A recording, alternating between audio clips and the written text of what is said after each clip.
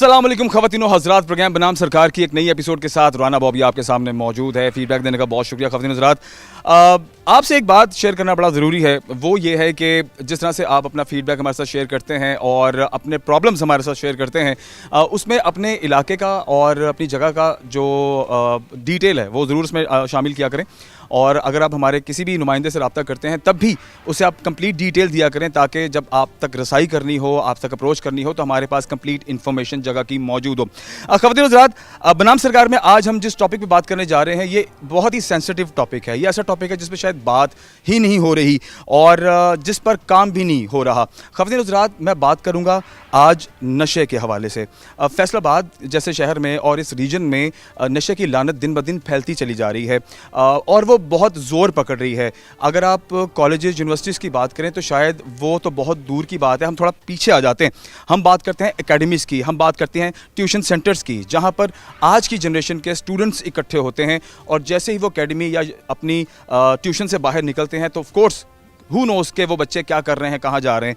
लेकिन आजकल के दौर में कुछ ऐसे वाक़यात मैं खुद देख चुका हूँ कि बच्चे एकेडमी से बाहर निकलते हैं, गेट टुगेदर करते हैं और उसमें क्या होता है, उसमें वेप्स पिए जाते हैं, उसमें निकोटीन पाउचेस के आप वो पाउच को अपने होंठ के नीचे रखते हैं और उसके बाद आप वो कहते हैं ना दुनिया बदल गई और ज़िंदगी बदल गई वाला हिसाब होता है। ठीक है, उसके बाद शीशा जो है वो बहुत पहले आप देखते थे शीशा सेंटर्स पर मिलता था। अब जब से शीशा बैन कर दिया गया पंजाब भर में, लेकिन उसके बावजूद भी ज़ोर से आपको मुख्तलिफ जगहों पर शीशा प्राइवेट तौर पर मिल भी जाता है और अब तो पॉड और वेप्स की सूरत में जो शीशा है वो अब हर स्टूडेंट के हाथ में नज़र आता है और ये एक ट्रेंड बन गया है। लोग समझते हैं कि अगर हमारे हाथ में ये वेप या ये डिजिटल पॉड नहीं होगा तो सोसाइटी में उनको अच्छी नज़र से देखा नहीं जाएगा या दोस्तों में उनका एक स्टैंडर्ड मेंटेन नहीं होगा।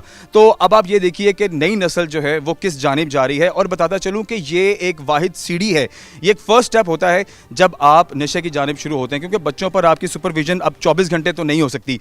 एक दौर होता था कि जिस दौर में हमारे बड़ों का हमें डर होता था और उस डर की वजह से हम कुछ भी करने से पहले 100 बार सोचते थे। लेकिन अब क्योंकि ज़माना इतना तेज़ हो गया है कि अब बच्चों के ऊपर उतनी 100% या 24 घंटे सुपरविजन तो नहीं दी जा सकती। तो फिर क्या हो, फिर हो बच्चों के बिहेवियर्स पर आपने नज़र रखनी है। बच्चे कहाँ जा रहे हैं, कहाँ आ रहे हैं, किन दोस्तों के दरमियान बैठ रहे हैं और उनका जो उठना बैठना है उसमें किस किस्म के मशगलों की चीज़ें हो रही हैं और वो क्या काम करते हैं, इस पर ध्यान रखना बहुत ज़रूरी है। खैर, ये बातें अब साथ साथ चलती रहेंगी। ख़वातीन हज़रात, आज हम अवेयरनेस पहुंचाने की कोशिश करेंगे। आज हम एक रिहैब सेंटर पे मौजूद हैं। मैं आपको दिखाऊंगा कुछ ऐसे पेशेंट्स को जो कि टीनेजर्स हैं, जो बच्चे हैं, छोटे छोटे बच्चे हैं, लेकिन वो इस नशे की लत पर लग चुके हुए हैं। शुरुआत कहाँ से की? शुरुआत वेप से की, डिजिटल पॉड से की, सिगरेट पीना शुरू किया, उसके बाद जनाब उन्होंने नशावर ड्रग्स का इस्तेमाल करना शुरू किया और आहिस्ता आहिस्ता वो आइस की लत में लग गए। और आइस आपको पता है, समझ लीजिए कि नशों का बाप है और ये कहना भी गलत ना होगा। और जो थर्ड स्टेज होती है वो आपके आइस की स्टेज होती है और जैसे कि हम और आप बखूबी जानते हैं कि आइस एक ऐसा नशा है जिसके बाद वापसी नामुमकिन समझी जाती है। लेकिन जिस रिहैब सेंटर में मैं आज मौजूद हूँ, हम यहाँ पर आप की मुलाकात पेशेंट से भी कराएंगे, उनकी स्टोरीज भी जानने की कोशिश करेंगे और जो डॉक्टर्स हैं यहाँ पर जो दिन रात मेहनत करते हैं और कड़ी नज़र रखते हैं, वो किस तरह से पेशेंट्स को डील करते हैं, पेरेंट्स के क्या कंसर्न्स होते हैं, वो हम आज जानने की कोशिश करेंगे। और आपको ये भी बताएंगे कि अगर आप अपने बच्चों पर नज़र रखें और अगर आप वो सिम्टम्स जो हमें डॉक्टर्स बताएगा, अगर आप अपने बच्चों की नेचर में, उनके बिहेवियर में वो चीज़ देखें तो फ़ौरन से रिहैब सेंटर से रब्ता करें। वो तमाम चीज़ें आज के प्रोग्राम में शामिल करेंगे। मेरे साथ रहिए, देखते रहिए प्रोग्राम बनाम सरकार। ख़वातीन हज़रात, ये एक प्राइवेट रिहैब सेंटर है और ये रिहैब सेंटर बनाने का मकसद, कुछ पेरेंट्स ऐसे होते हैं जो अपने बच्चों को या अपने मेंबर्स को जो यहाँ पर छोड़ के जाते हैं, उनकी जो है डिमांड होती है कि उन्हें अच्छे माहौल में रखा जाए, एसी वेसी लगा हो, एलसीडीज़ लगी हो, माहौल अच्छा बना हो। ठीक है, तो उस वजह से फिर डेफिनेटली जो प्राइवेट रिहैब सेंटर्स हैं वो फिर उनकी उन डिमांड्स को पूरा करने के लिए कुछ माहौल अच्छा रखते हैं। आपको बताया चलें कि फैसलाबाद में सिर्फ एक रिहैब सेंटर है जो कि गवर्नमेंट की तरफ से है और सिविल हॉस्पिटल में है और उसमें सिर्फ 20 से 25 बेड हैं। कैन यू बिलीव दैट कि 20 से 25 बेड्स का सिर्फ एक ऐसा नाकारा रिहैब सेंटर जो है बनाया गया है कि फैसलाबाद में लाखों की तादाद में ऐसे पेशेंट्स होंगे जिनको ट्रीटमेंट की ज़रूरत होगी। क्या 20 से 25 बेड्स लाखों ज़रूरतमंद या लाखों जो नशावर चीज़ों पर लग चुके हैं, ड्रग एडिक्ट्स हैं, क्या उनका इलाज कर सकते हैं? ये भी एक सवाल है। आइए अंदर चलते हैं और आपको दिखाते हैं। ये जी यहाँ पर बाकायदा ताला लगाया गया है और ये ताला इसलिए लगाया गया है कि जो पेशेंट्स हैं ज़ाहिर है वो अग्रेसिव होते हैं और उनको अंदर बंद रखने के लिए कि वो भागे ना और कोई ऐसा अमल ना करें जिसकी वजह से यहाँ पर परेशानी क्रिएट हो, तो इसको बाकायदा ताला लगाया जाता है और बंद किया जाता है।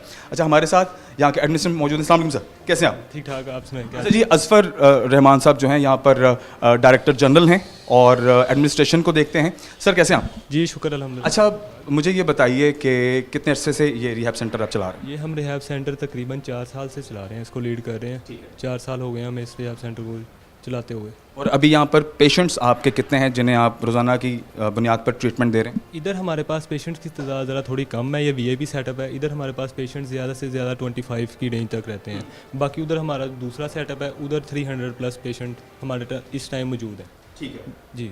तो किस तरह से, मैं थोड़ा सा जनरली एक बात करना चाहूँगा कि सबसे पहले मुझे बताएं कि जो एज वैल्यू है, ठीक है, बताएं मुझे किस एज, कम से कम एज कौन सी है आपके पास जो यहाँ पर पेशेंट है? कम से कम एज हमारे पास एक छोटा बच्चा है, वो तकरीबन 18 साल उसकी उम्र, वो भी पूरी नहीं है। वो इस टाइम आइस अंडर एज है वो? हाँ जी, अंडर एज है, आइस का एडिक्ट है। वो हमारे पास हेडमेंट है नीचे, उसकी वालदा है, वालिद साहब उसके नहीं है, वो डेथ कर गए हैं, तो वालदा के सर पे उसने ये सारा कुछ किया हुआ है। और यहाँ पर लड़कियाँ भी हैं और इससे बड़ी उम्र के लोग भी हैं? जी, हमारे पास तकरीबन 18, वो सबसे छोटी एज का बच्चा है, उसके बाद उधर से लेके तकरीबन 60 साल की उम्र तक हमारे पास पेशेंट आते रहते हैं। सही है।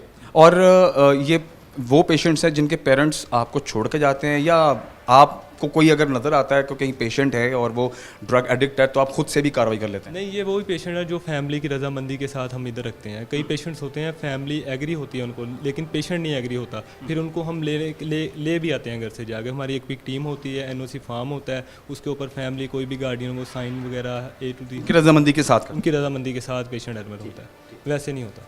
अच्छा ख़वातीन हज़रात, अभी हम जाएंगे कुछ पेशेंट्स से मुलाकात करते हैं। अजफर रहमान साहब जो हैं हमें लीड करेंगे, पेशेंट्स से आपकी मुलाकात कराते हैं, उनसे बात करते हैं, उनकी स्टोरीज़ जानने की कोशिश करते हैं और कौन सी ऐसी वजह थी जिसकी वजह से वो नशे की लत पर आए हैं और उन्होंने आइस तक का नशा किया है, उनसे भी बात करते हैं। और फिर यहाँ पर जो डॉक्टर हज़रात हैं, जो साइकेट्रिस्ट लोग हैं, उनसे भी बात करते हैं कि वो पेशेंट्स को कैसे डील करते हैं। आइए मेरे साथ।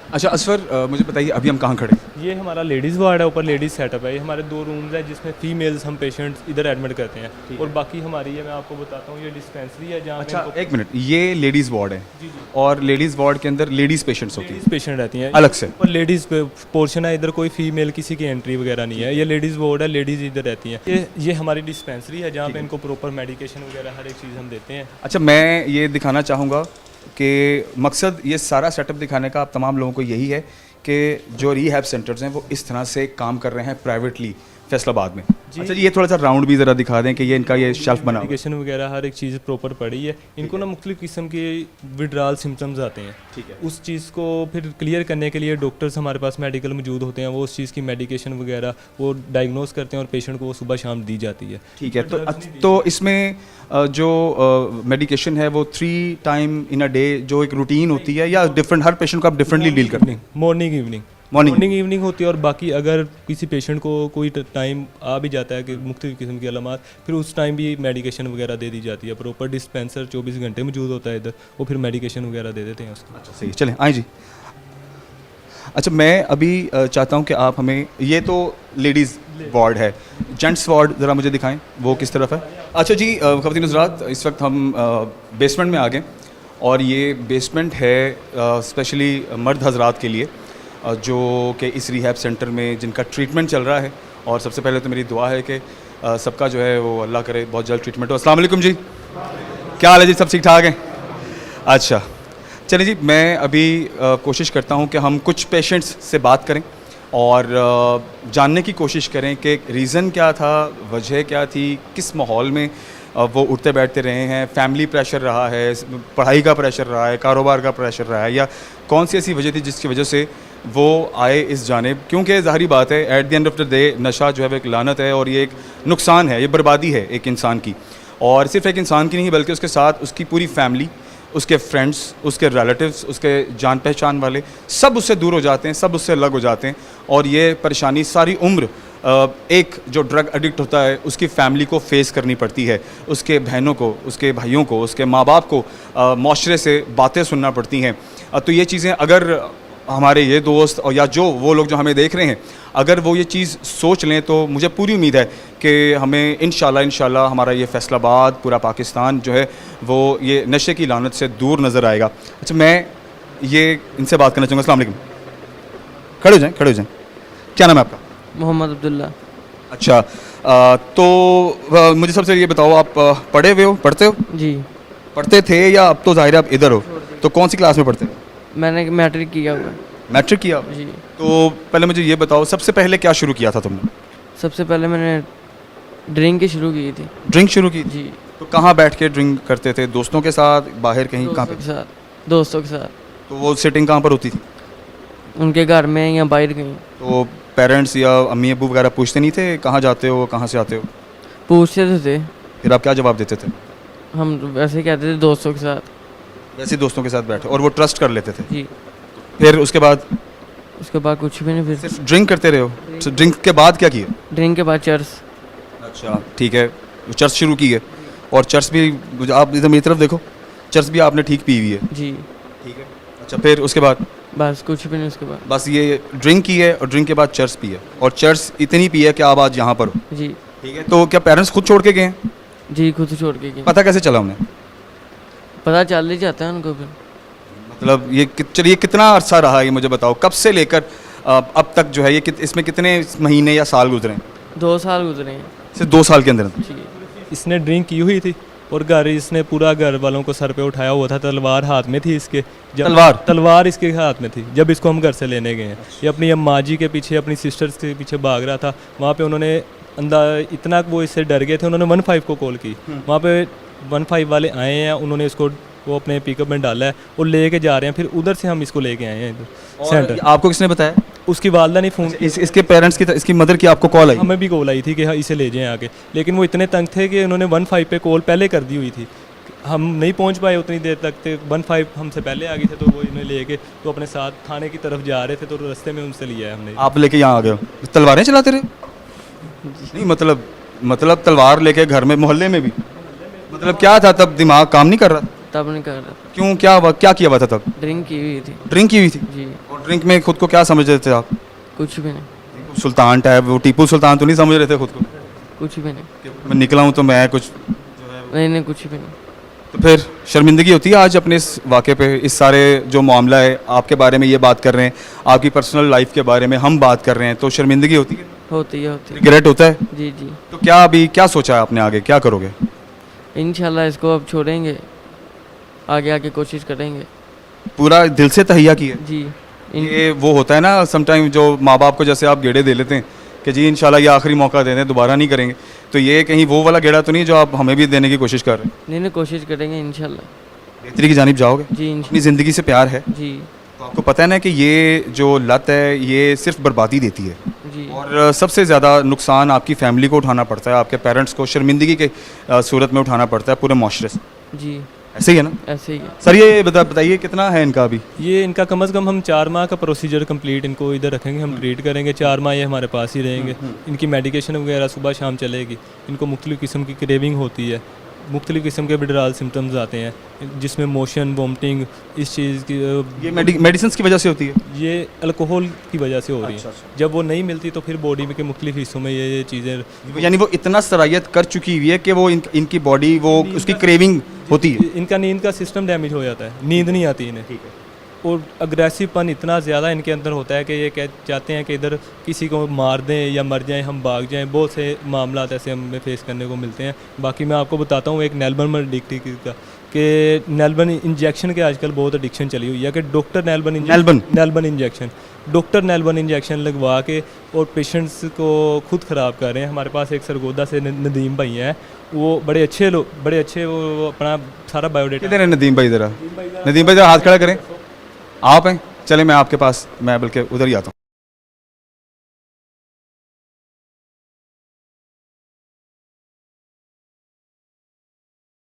अस्सलाम वालेकुम। अस्सलाम। नदीम भाई कैसे हैं आप? जी अल्हम्दुलिल्लाह। आपका नाम तो मुझे वो तारुफ करा दिया असफर साहब ने।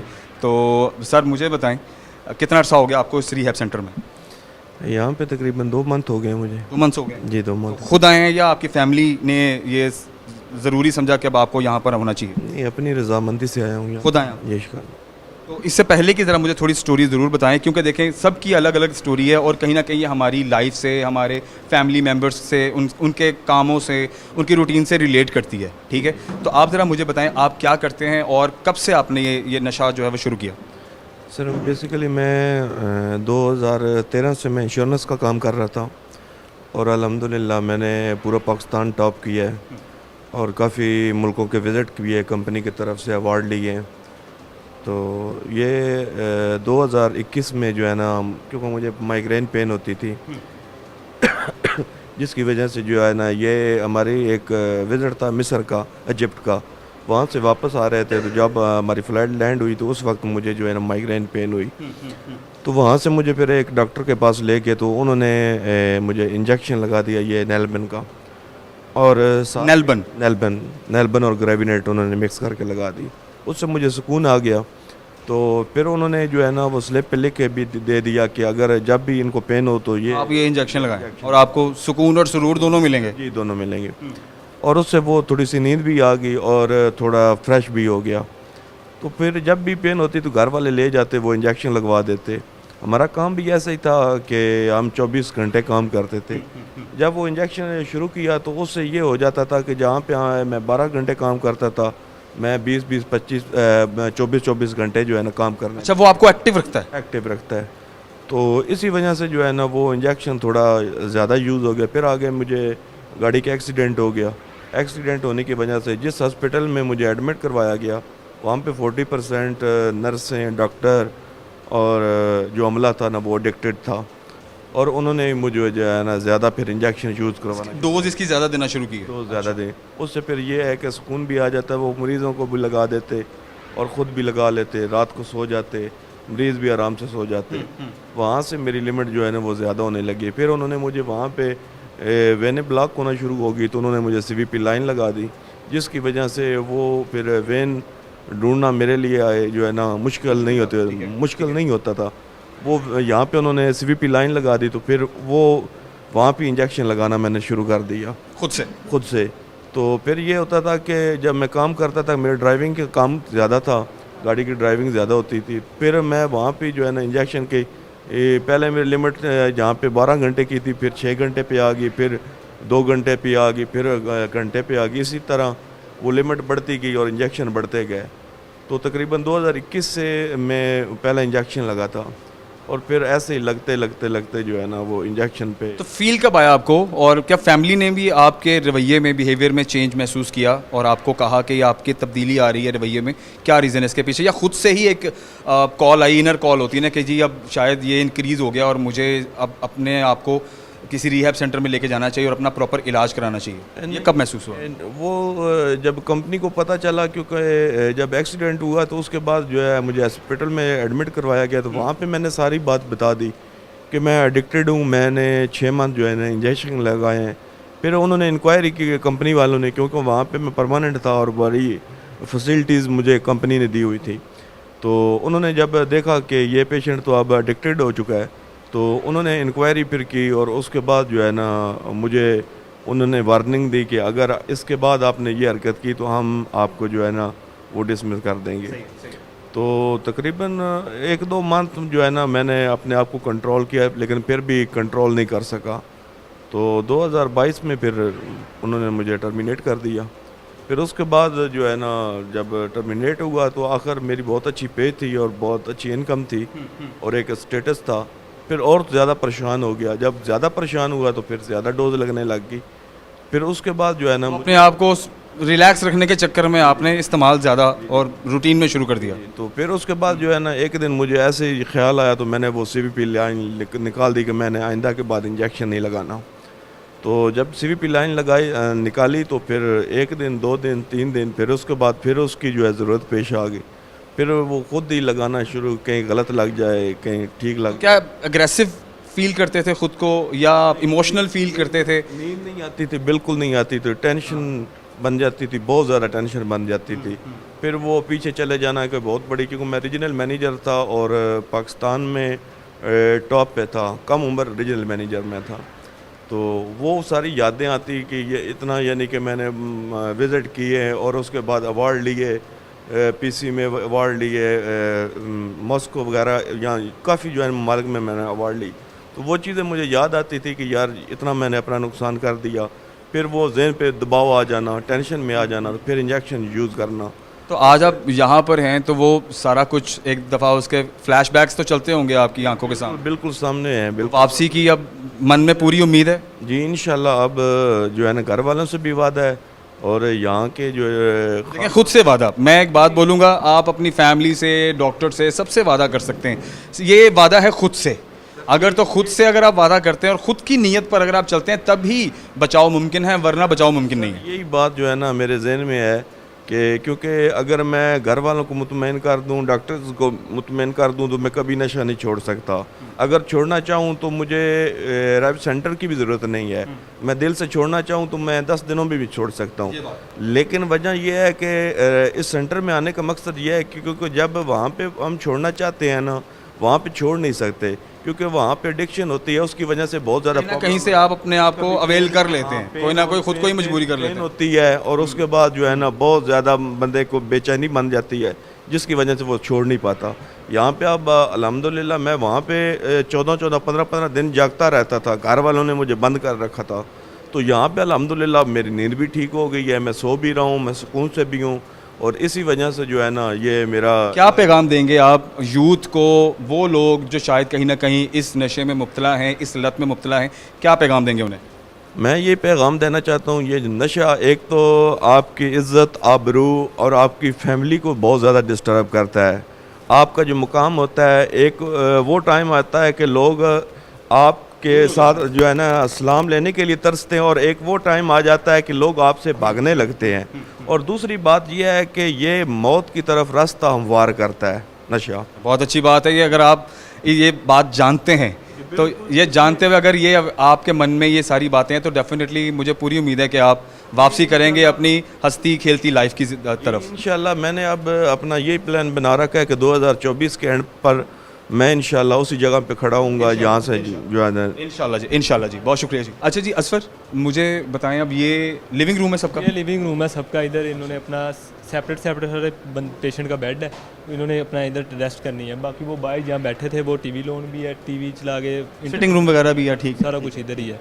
बाकी ऐसे रूम्स बने हैं 2-3 और, आज उनका भी बड़ा नीट एंड क्लीन माहौल है, बहुत अच्छी बात है। अच्छा, ये नीट एंड क्लीन माहौल फैमिलीज़ की तरफ से रिकमेंडेड है और आप इसका बाकायदा चार्ज करते हैं, क्योंकि ज़ाहिर है ये एक प्राइवेट रिहैब सेंटर है, और इसकी जो मेक है ओवरऑल, इसका जो एक स्ट्रक्चर है, जिस तरह से इसको बहुत अच्छे से फैसिलिटेट किया गया है जो यहाँ पर पेशेंट्स हैं। तो ज़रा मुझे ये बताएं, ये पेरेंट्स की तरफ से, जो इनके लवाहिकीन होते हैं उनकी तरफ से ये क्या कहते हैं, डिमांड होती है कि हमें ये सारा माहौल अपने पेशेंट के लिए चाहिए? फैमिली की डिमांड होती है। कई फैमिलीज़ की थोड़ा सा अफोर्डेबल होती हैं, वो अफोर्डेबल फैमिलीज़ फिर कहती हैं कि हमारे पेशेंट ज़रा अच्छे VIP माहौल मेरे ले, इलाज में भी डिफरेंस आ जाता है थोड़ा बहुत। वो फिर जिस हिसाब से पेमेंट, आप भी बेहतर जानते हैं कि पेमेंट का शेड्यूल होता है, वो फिर पेमेंट के हिसाब से इनके सेशन वगैरह है, उनके सेशंस है, केयर है, मेडिकेशन है, यहाँ पर रिहाइश है, खाना पीना, एक्सपेंसेस, सारी चीज़ इसके अंदर हैं। ठीक है, हाँ जी, अस्सलाम वालेकुम। वालेकुम सलाम। कैसी हैं आप? मैं ठीक हूँ। तबीयत कैसी है, और ये बताएं कैसा महसूस कर रही हैं आप इस वक्त? मैं बिल्कुल ठीक हूँ। अच्छा, मैं देखने वालों को बताता चलूँ कि ये खातून जो हैं ये अब बिल्कुल नॉर्मल हो चुकी हुई हैं, लेकिन अभी भी इनका कुछ ट्रीटमेंट रहता है, और वो ऑफ कोर्स वो आजकल में जो है वो जारी है। लेकिन एक कहानी है, एक स्टोरी है, एक कोई ना कोई रीज़न है, और डेफिनेटली ये वो रीज़न्स, वो कहानियाँ जो शायद आपकी और मेरी, हम सब की इक्वल हैं, लेकिन उसका जो हल है, उन मसाइल का, उन रीज़न्स की जो अगर बात करें तो वो ये हल नहीं है जहाँ हम इस वक्त मौजूद हैं। मैं ये इसीलिए चाहता हूँ कि इनकी ज़ुबानी ये बात सुने और ये बात हम अपने देखने वालों तक पहुँचाएँ। अच्छा मिस, ये बताइए सबसे पहले, कितना अरसा पहले आपने ये जो एडिक्शन है, ये जो ड्रग है, इसको लेना शुरू किया, और किस सूरत में लेना शुरू किया सबसे पहले? 4 इयर्स हो गए हैं जी। 4 साल हो गए हैं। ओके, 4 साल हो गए। और 4 साल पहले शुरू कैसे किया था? बस फ्रेंड्स वगैरह उनकी कंपनी में, दोस्त थी मेरी, उसका ब्यूटी सैलून था, उसके पास जाते थे, वो लोग मिलके कर रही होती थी, तो उन्होंने एक दफ़ा ऑफ़र की, मैंने भी ट्राई कर लिया, तो उससे पहले आपने कभी स्मोक, वो होता है ना फैमिली में शीशा वीशा, वेप शीशा, ये फैमिली में आजकल तो हमारे एक ट्रेंड बन गया है, एक आम सी चीज़ लगती है, तो वो कभी था फैमिली में? नहीं। अच्छा, तो कभी खुद से था माइंड में कि यार चलो ज़िंदगी में कभी मौका मिला तो मैं भी ये करूँगी, आई विल ट्राई दैट? नहीं, बिल्कुल ऐसा नहीं था। वो एक बैड सोसाइटी थी जहाँ से आगाज़ हुआ। हाँ जी। अच्छा, देन ये बताइए। देन उसके बाद थोड़ा अर्सा तो बड़ा अच्छा लगता रहा, लेकिन बाद में फिर रियलाइज़ हुआ कि ये चीज़ नहीं सही, मेरी पर्सनैलिटी के साथ सूट नहीं करती। काफ़ी दफ़ा छोड़ने की भी कोशिश की, लेकिन खुद से नहीं छूटता था। बिल्कुल। इतना ज़्यादा डोज हो गया था, मतलब रूटीन इतनी ज़्यादा बढ़ गई थी कि उसके बाद आपको इनर फील हुआ कि शायद ये हद से क्रॉस हो गया। ऐसा ही था। तो कहाँ पर ये आप लेती थी अपना ये जो एडिक्शन, जब बन गई तो पूरी कहाँ करती थी? घर में। और फैमिली में फादर मदर? मेरे पेरेंट्स की डेथ हुई है, मेरी डिवोर्स है, मैं और मेरे बच्चे अकेले रहते हैं। बच्चों की क्या उम्र है? बेटा मेरा बड़ा है, बेटी छोटी है। क्या उम्र है बेटे की? 24 इयर्स। 24 ईयर्स। तो उसने आपके अंदर, आपकी बिहेवियर में चेंजेस नहीं देखे, महसूस नहीं किए? 4 साल एक सिलसिला चलता रहा। ज़ाहिर है देखे तो फिर यहीं पे है ना। आपके जो हस्बैंड है वो? मेरी डिवोर्स हुई है। तो बच्चों ने आपके रवैयों में तब्दीली देखी हाँ जी। और आपने फिर एक्सेप्ट किया? नहीं, बच्चों को टाइम मैं दे सकती नहीं थी, और बड़ा अपने आप से भी बड़ी नफरत होती थी, कोई भी चीज़ नहीं अच्छी लगती थी। हर बात में गुस्सा आता था, अकेले बैठने को दिल करता था, फिर गुस्सा आता था कि मुझसे कोई बात नहीं करता। इस तरह के सिम्टम्स थे। तो मुझे बताएं, ड्रग में कौन कौन सी ड्रग्स हैं जो आपने यूज़ की? सिर्फ आइस। स्ट्रेट अवे आइस से स्टार्ट किया था?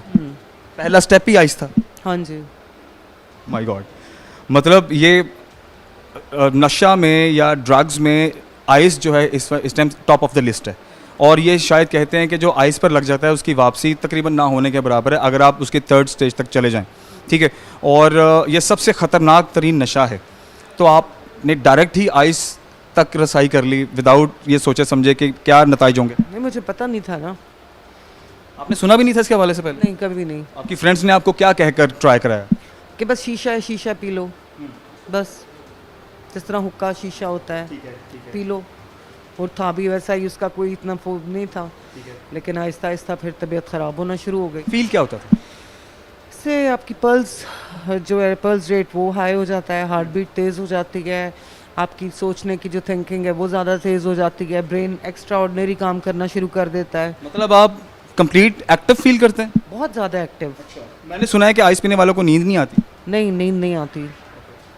अगर आप पी रहे हैं तो आपको 2 दिन नींद नहीं आएगी। और आप एक्टिव हैं? एक्टिव हैं। और जब आप नहीं पियेंगे तो आप बिल्कुल जिस तरह पैरालाइज हैं, आपसे कोई काम नहीं होगा, आप सोए रहेंगे, उठ के कोई काम नहीं होगा। अच्छा, मैं ये भी जानना चाहूँगा, प्रोवाइड कौन करता था आपको और आप कैसे प्रोवाइड करती थी अपने आप को ड्रग? शुरू में तो मुझे मेरी फ्रेंड्स ही देती थी। घर आके देती थी या आप खुद जाके लेती थी? घर आके दे देती थी, लेकिन फिर बाद में उन्होंने भी कॉन्टैक्ट दिया, एक डीलर था वो दे जाता था। आप बेसिकली किस शहर से ताल्लुक़ रखती हैं? लाहौर से। लाहौर से। अच्छा, फिर चलें, ये स्टोरी समझ में आ गई। एक बुरी सोसाइटी से आगाज़ हुआ, फिर आपकी ही दोस्त आपको जो है प्रोवाइड करती रही, आपने डीलर भी चुन लिया और डीलर से आप मंगवाती रही। कितना खर्चा हो जाता था आपका माहाना आम तौर पे अगर मैं पूछूं आपसे? 10-12 हज़ार रुपये। 10-12 हज़ार रुपये महीने। और ये आप डेली यूज़ करती थी या अब हफ्ते में 2-3 दफ़ा, या जब दिल करता था तब? नहीं, डेली यूज़ करती थी, डेली। डेली। चलें, आज 4 साल बाद आप इस मकाम पर मौजूद हैं एंड जैसे मैंने सुना है, तो मुझे थोड़ा सा ये बता दें, इस पूरे टाइम में आपको महसूस हुआ कि आपने गलत किया, रिग्रेट होता है? फैमिली का क्या, जब फैमिली में पता तो चल गया होगा ऑफ कोर्स, तो फैमिली की तरफ से क्या रिस्पॉन्स है सारा? मैं जानना चाहता हूँ ताकि देखने वाली माई बहनें भी ज़रा सुन लें। कुछ भी नहीं, मैं इसको तो खुद भी छोड़ना चाहती थी, 2-3 दफ़ा मैंने ट्राई किया था, लेकिन खुद से नहीं छोड़ सकती। ठीक है, ट्राई करना, फिर बिल्कुल कोई काम ही ना होना, फिर थोड़ा सा फिर पी लेना कि चलो थोड़ी थोड़ी करके करते हैं। लेकिन जब फिर मेरी सिस्टर को पता चला, बड़ी को, फिर उन्होंने मुझे यहाँ पे करवा दिया एडमिट। अब मुझे बिल्कुल भी क्रेविंग इसकी तलब नहीं होती। फैमिली क्या कहती है आपको? फैमिली का रिस्पॉन्स अभी पॉजिटिव हुआ आपको लेके बच्चों का? हाँ, बच्चे ठीक हैं, बस फैमिली में थोड़ा सा इशू है इस बात से। क्या पैगाम देंगे आप at the end of the day? आप अल्लाह करें खैर वफियत से अपने घर जाएं, मेरी दुआ है, और कभी आप दोबारा ऐसा ना सोचें, कोई हमारी माँ बहन ऐसा ना सोचे। आपकी एज की जो ख़वातीन हैं या जो हमारी माएँ बहनें हैं, क्या पैगाम देंगे उन्हें? जिस एक्सपीरियंस को आपने फ़ील किया है वो क्या रहा है और क्या कहना चाहेंगे, ये बताइए। स्पेशली गाइस का कहूँगी कि ये जो नशा है ये सबसे बुरा है। ये आपको अपनी फैमिली से दूर कर देता है। ये एक तरह से मनहूस नशा है। ना करें, बस अपनी फैमिली के साथ टाइम गुजारें। जो ज़िंदगी मिली है थोड़ी सी, अच्छे तरीके से गुजारें। इस तरह सेंटरों में रह के तो कोई ज़िंदगी नहीं है ना। यहाँ पे आके इंसान बाद में पछताता ही है और कुछ भी नहीं होता। लेकिन एक नाम भी आपके लग जाता है कि ये नशई औरत है, ये नशई मर्द है। हाँ जी, ऑफ कोर्स ये सारी ज़िंदगी का लग जाता है। बस इससे बचें कि ना आपको बाद में ज़िंदगी में ताने मिले, ना आपकी औलाद को ताने मिले। एक अच्छी ज़िंदगी है, उसको अच्छे तरीके से गुजारें बस। ठीक है, बहुत शुक्रिया।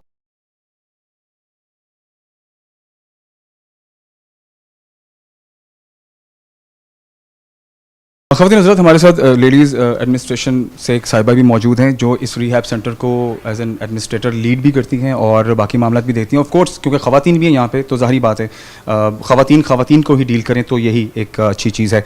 इनसे भी कुछ बातें करते हैं और फैमिलीज़ के कंसर्न्स बेसिकली मैं जानना चाहता हूँ क्या होते हैं और कौन कौन से ऐसे रीज़न्स हैं जो वो लेकर के आते हैं अपनी ही फैमिली के लोगों को यहाँ पर एडमिट कराने के लिए। अस्सलाम वालेकुम। वालेकुम सलाम। अच्छा मिस, बताइए सबसे पहले जो फैमिलीज यहाँ पर आती है उनके बेसिक कंसर्न्स क्या होते हैं?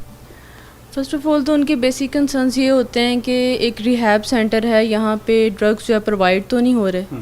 फर्स्ट अटेम्प्ट पे उनका यही क्वेश्चन हो रहा होता है। मतलब रिहैब सेंटर में आके पूछ रहे हैं कि यहाँ पे ड्रग प्रोवाइड तो नहीं हो रही, मतलब रिहैब सेंटर में प्रोवाइड क्यों करेगा?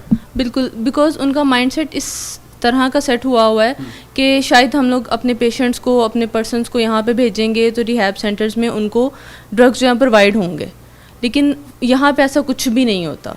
उनको अपने माइंड से ये बात फर्स्टली निकालनी पड़ेगी कि रिहैब सेंटर जो है वो रिहैब है। रिहैब का मतलब ये है कि यहाँ पे ड्रग नहीं मिलना, यहाँ पे प्रॉपर उनका ट्रीटमेंट होना है और ट्रीटमेंट होने के बाद उन्होंने अपनी पुरानी लाइफ में बैकअप में चले जाना है, उन्होंने अपनी नॉर्मल लाइफ में चले जाना है। फर्स्ट ऑफ ऑल तो उनको ये अपना माइंडसेट क्लियर करना पड़ेगा जिस किसी को भी अपना पेशेंट रिहैब में एडमिट करवाना है। अच्छा मुझे ये बताइए टोटल कितना टाइम पीरियड होता है किसी एक पेशेंट के लिए जो आप यहाँ पर अपने पास रख के उसका ट्रीटमेंट करते हैं? डिपेंड करता है वो ड्रग कौन सा यूज़ कर रहा है। Mostly 3 month, mostly 4 month minimum. और डिपेंड करता है वो अपनी फैमिली से किस तरह के इश्यूज़ क्रिएट कर चुका है, उन चीज़ों को किस तरह रिजॉल्व करना है। वो सारी चीज़ें रिजॉल्व होते होते ऑलमोस्ट हार्डली कोई 4 to 5 मंथ्स कंप्लीट लग जाते हैं। ठीक है, इजीली पेशेंट ले आते हैं आप जब फैमिलीज आपको हायर करती हैं और चाहती हैं कि आप उनके जो भी फैमिली मेम्बर है उसको आप अपने पास रखें, ले आएँ, इजीली आ जाते हैं यहाँ पर, खुद ले आते हैं या आपकी टीम जाकर लेकर के आती है? नहीं, बिल्कुल भी इजीली नहीं आते because they are so much hyper. इतने हाइपर होते हैं कि उन लोगों को तो रेडी ही नहीं होते अपने ट्रीटमेंट के लिए, क्योंकि उनको उस टाइम लग रहा होता है कि मेरी फैमिली जो है, मेरे जितने भी अजीज़ हैं जेल में भेज रहे हैं, वो मेरे दुश्मन हैं। लेकिन उसको ये नहीं पता होता कि वो लोग ही सबसे ज़्यादा क्लोज हैं उसके और वही उसके लिए ठीक फैसला कर रहे हैं। और ये बिल्कुल भी ईजी नहीं होता उनको लेके आने। ठीक है, बहुत शुक्रिया, थैंक यू। ख़वातीन हज़रात, हमारे साथ इस रिहैब सेंटर के CEO उसामा नज़ीर साहब भी मौजूद हैं। अब क्योंकि प्रोग्राम ऑलमोस्ट अपने अख्ताम की जानिब है, कुछ इंपॉर्टेंट चीज़ें डॉक्टर साहब से इनसे पूछना बहुत ज़रूरी है कि किस तरह से ये अपने पेशेंट्स को डील करते हैं, लीड करते हैं। सर कैसे हैं? जी अल्लाह का शुक्र जी। अच्छा उसामा, सबसे पहले तो मेरा बहुत बेसिक एक चीज़ है जो मैं पूछना चाहता हूँ, सिम्टम्स। आपकी फैमिली में कोई एडिक्शन की जानिब जा रहा है, ड्रग एडिक्ट है, वो बच्चा है, बूढ़ा है, जिस भी एज वैल्यू में है, सिम्टम्स कौन कौन से होते हैं जिससे आप ये जज कर सकते हैं कि ये शायद वो रीजंस हो सकते हैं कहीं ना कहीं ये ड्रग की जानिब जा रहा है? मैं चाहता हूँ आपके तवज्जुह से देखने वाले लोगों तक ये पैगाम पहुंचे। सर फर्स्ट ऑफ ऑल तो जो इसका सबसे बड़ा जो सिम्टम है ना, अगर हमने मतलब हमें शक है अपने बच्चे के ऊपर कि हमारा बच्चा टीनेजर है, ठीक है, या किसी कॉलेज या यूनिवर्सिटी में पढ़ रहा है वो, तो उसकी हरकत जो हैं वो सही नहीं लग रही। हरकत में ये आ सकता है कि रात को लेट नाइट मतलब घर पे आना, और सिगरेट नोशी जो है वो समझ लें कि फ़र्स्ट स्टेप होता है वो। अगर आपका बच्चा सिगरेट पीता है तो ये इंतहाई लम्हा फ़िक्रिया है वालिदैन के लिए। तो वालिदैन को चाहिए कि अपने बच्चे को जो है इशा के बाद बिल्कुल बाहर जाने की, ठीक है, बिल्कुल परमिशन ना दें। हाँ, अगर बच्चा कोई डिमांड करता है कि मैंने शॉपिंग पे जाना है, मैंने आइसक्रीम खानी है, मैंने डिनर करना है, तो बजाय कि आप उसको, ठीक है, पैसे दे के आप भेजें या आप उसको अपने बच्चे को अपने दोस्तों के साथ भेजें, आप खुद लेके जाएं उनको। फ़र्स्ट ऑफ ऑल तो हमें ये रोकना होगा कि हमारा बच्चा रात को देर तक जो है वो बाहर ना रहे। ये सबसे बड़ा जो है ना, ये हमारे मुआशरे के अंदर ख़राबी है। बच्चा जब रात को लेट आता है तो रात को ही ये जितने भी हमारे ठीक है मुआशरे के अंदर जराइम होते हैं, ठीक है, चोरी डकैती लगा ले, ठीक है, नशावर चीज़ों का इस्तेमाल है, ठीक है, लोग ड्रिंक करते हैं, पार्टियाँ ठीक है वो करते हैं या इस तरह की महफ़िलों में जाते हैं, वो अक्सर रात को होता है। दिन में किसी भी सूरत जो है ना इस तरह की महफ़िलें, इस तरह की पार्टियाँ ठीक है वो नहीं मतलब होती। सबसे पहले तो बच्चों को जो है ना वो वालिदैन को रोकना चाहिए कि इशा के बाद बच्चे को घर से ठीक है बिल्कुल ना जाने की इजाज़त हो। अच्छा, फैमिलीज़ के बारे में मैं आपसे भी जानना चाहूँगा, आप किस तरह से टैकल करते हैं फैमिलीज़ को, और स्पेशली जो पेशेंट्स होते हैं, कोई थर्ड स्टेज पे होगा, कोई सेकंड स्टेज पे होगा, कोई इनिशियल स्टेज पे होगा, फिर हर पेशेंट का अपना अपना रवैया होता है, कोई रैश भी होता होगा, कोई हार्श होता होगा, कोई रोता होगा, कोई चीखता होगा, तो किस तरह से आप इन पेशेंट्स को डील करते हैं? मैंने देखा है बड़े ताले शाले लगाए हुए हैं आपने, बड़ा पैक किया हुआ है लड़कों को, स्पेशली जो बॉयज़ जो आदमियों का सेक्शन है उसे, तो किस किस तरह के आप रवैये देख चुके हैं अभी तक? सर असल में ये पैक करने का, ये लॉकअप करने का मकसद यही है कि पिछले सालों के अंदर तकरीबन हम 10 साल से ये काम कर रहे हैं, और 10 सालों के अंदर हमने बहुत सारे वाक़यात ऐसे देखे हैं कि दीवारें तक फाड़ के ये ठीक है निकलने की कोशिश करते हैं। फिर कई मरतबा हमारे स्टाफ के ऊपर हमला हुआ है, मेरे अपने ऊपर, मेरी ज़ाती गाड़ी के ऊपर एक हमारा पेशेंट था, वो डिस्चार्ज होकर गया, उसने फायर कर दिए। फिर एक मुझे ठीक क्यों किया? हाँ, बस वो ऐसे ही ना कि आपने मेरा इलाज किया, आपने मुझे कैद करके रखा हुआ था, आपने ये किया है, आपने फैमिली के साथ भी ऐसे ही रवैया होता है उनका। लेकिन एक टाइम पीरियड के साथ with the passage of time मरीज़ जो है वो अंडरस्टैंड करता है कि वाकई मेरी फैमिली ने, सेंटर ने ठीक है मेरी ज़िंदगी बचाई है, और मुझे जो है ना वो रिस्ट्रेन करके वो अच्छा फ़ैसला किया है। रवैया क्या रखते हैं आप? जिस तरह से देखें हर तरह का पेशेंट है तो उसे टैकल करने का एक तरीक़ाकार है। जो आपके पास साइकेट्रिस्ट हैं, जो लोग हैं, बातचीत करते हैं, मेंटली रिलैक्स करने की कोशिश करते हैं, और अगर किसी को तलब महसूस होती है और वो आपको धमकियाँ चमके भी लगाता होगा और तोड़ फोड़ भी करता होगा, तो ऐसे वाक़े में क्या करते हैं? कोई नींद की डोज दे देते हैं या कुछ सुला देते हैं, या बिठा कर उसका कोई उसके साथ डिस्कशन करते हैं, थोड़ा कुछ माइंड गेम करते हैं, किस तरह से करते हैं सारे? असल में जब पेशेंट हमारे पास आता है ना तो शदीद मतलब हाइपर होता है, ठीक है, गुस्सा आता है उसे, सम टाइम दीवारों में सर मारता है, सम टाइम हमारे विंडोज़ के जो शीशे हैं वो भी तोड़ फोड़ कर देते हैं, ठीक है, ये जो ठीक है लोहे की मतलब ग्रिज लगी हुई हैं इस पे भी टकरे मारते हैं। इस तरह के मरीज़ को जो है हम फिर साइकोलॉजिकल ठीक है उसको वे में जाके उसको हम मोटिवेट करते हैं, समझाते हैं। फिर बाय मेडिसिन का एक अपना रोल है, ठीक है, सेशन का एक अपना रोल है, ठीक है, काउंसलिंग का एक अपना रोल है। वो यानी इसमें कोई एक स्पेसिफिक चीज़ नहीं है कि हम पेशेंट पे अप्लाई करें और पेशेंट ठीक हो जाए। बाय मेडिसिन, बाय सेशन, और इनकी जो सबसे बड़ी चीज़ है स्पिरिचुअल काउंसलिंग हम करते हैं कि हम इनको नमाज की तरफ लेके आते हैं, दीन की तरफ लेके आते हैं, क्योंकि जो इंसान भटका हुआ होता है ना वही किसी ना किसी नेगेटिविटी की तरफ जाते हैं। और ये बेसिक ये कोई मुजरिम नहीं होते, ठीक है, ना ही कोई हम इनको कोई ऐसा सवेयर मतलब कि डिज़ीज़ या कोई ऐसी बीमारी कह सकते हैं। ये एक बुरी लानत है, ये एक बुरी आदत है, ठीक है। इस बुरी आदत से निकालने के लिए हमें साइकोलॉजिकली हमें उनको मतलब तैयार करना पड़ता है, ठीक है। फिर नमाज की तरफ, ठीक है, फिर दीन की तरफ, फिर दरस कुरान होते हैं, यानी दीन की तरफ हम फिर लेके आते हैं। और बाकी जो सेकंड मेरा बड़ा मेजर मैसेज है गवर्नमेंट के लिए कि अगर थोड़ा सा गवर्नमेंट सीरियस हो जाए तो ये जो लानत है ना कि जो लोग इसको सप्लाई करते हैं, पीने वाले तो ठीक है तभी ठीक है पिएंगे ना जब चीज़ मिलती है उन्हें। जी जी, जब उनको हर चौक में, हर चौराहे में, हर गली मोहल्ले में उनको ठीक है आसानी से मिल जाती है। तो गवर्नमेंट अथॉरिटीज़ से मेरा ये मैसेज है कि आप कम से कम इसकी रोकथाम के लिए कोई ना कोई ऐसा ठीक है कोई काम करें जो हमारे मुआशरे के लिए एक फ़ायदामंद साबित हो।